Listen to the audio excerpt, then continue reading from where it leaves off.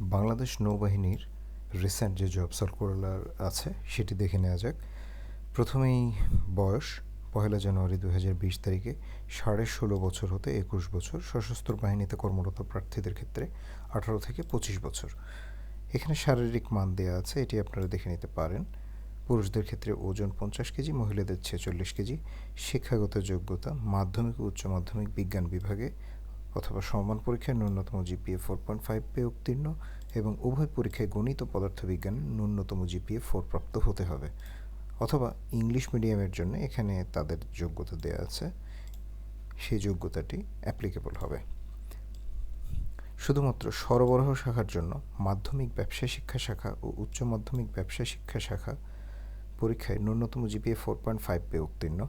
উচ্চ মাধ্যমিক পরীক্ষায় হিসাব বিজ্ঞান এবং ব্যবসার সংগঠন ও ব্যবস্থাপনা বিষয়ে ন্যূনতম জিপিএ 4 প্রাপ্ত হতে হবে। এখানে বিশেষ দ্রষ্টব্য হচ্ছে 2019 সালের এইচএসসি পরীক্ষার্থীগণও আবেদন করতে পারবেন। অযোগ্যতা সেনাবাহিনী বা নৌবাহিনীর ক্ষেত্রে যে অযোগ্যতাগুলো থাকে সেগুলোই সেনা নৌবিমান হতে বরখাস্ত কিংবা অপসারিত হলে, আইএসএসবি কর্তৃক 2বার স্ক্রিন আউট অথবা প্রত্যাখ্যাত হলে, একবার স্ক্রিন আউট একবার রিজেক্টেড হলে অ্যাপ্লাই করা যাবে। সেনা নৌবিমান বাহিনীর আপিল মেডিকেল বোর্ড কর্তৃক অযোগ্য বিবেচিত হলে, অসম্পূর্ণ এবং ত্রুটিপূর্ণ আবেদনপত্র অথবা এক নামে একাধিক আবেদনপত্র হলে। মনোনয়ন পদ্ধতি কয়েকটি পর্যায়ে মনোনয়ন পদ্ধতি গঠিত হবে।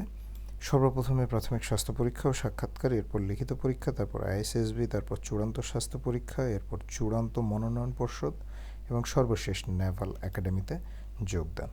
প্রশিক্ষণ কমিশন বাংলাদেশ মিলিটারি একাডেমিতে 10 সপ্তাহ প্রশিক্ষণ সহ নেভাল একাডেমির 24 মাস এবং মিডশিপম্যান হিসেবে 12 মাস সহ মোট 3 বছর মেয়াদী আন্তর্জাতিক মানের প্রশিক্ষণ শেষে নৌবাহিনীতে সাব লেফটেন্যান্ট পদে নিয়মিত কমিশন প্রদান করা হবে। বেতন ভাতা সরকারি নিয়ম অনুযায়ী যে বেতন ভাতা প্রযোজ্য সে বেতন ভাতা প্রযোজ্য হবে।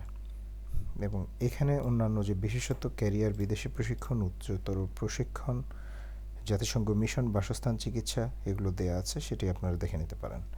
আবেদন করার জন্য joinnavy.navy.mil.bd ওয়েবসাইটে প্রবেশ করে অ্যাপ্লাই নাওতে ক্লিক করে আবেদন করতে হবে এবং আবেদনের fee Visa, Mastercard, American Express এবং mobile banking, bKash, Rocket, T cash, M cash, Sure cash, My cash, One cash, Easy ক্যাশের মাধ্যমে 700 টাকা ফেরতযোগ্য আবেদন ফি প্রদান করতে পারবেন।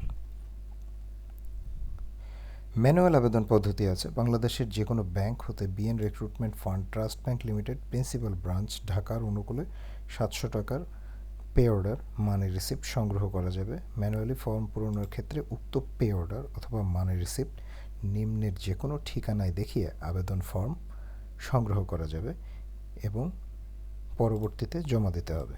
এখানে সেই ঠিকানাগুলো দেয়া আছে।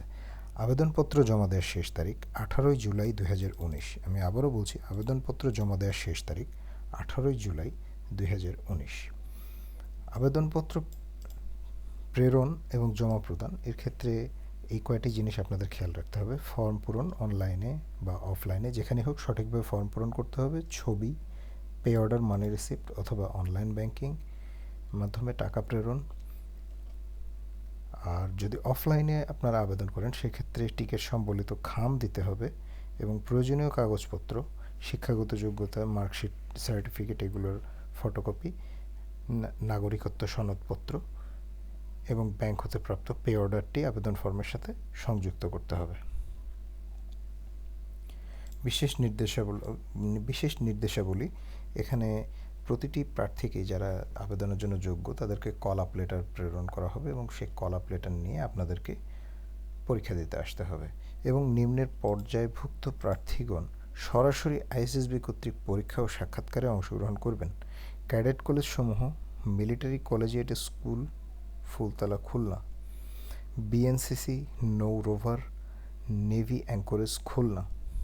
এখানে আরও কয়েকটি দেয়া আছে, এগুলো আপনারা দেখে নিতে পারেন।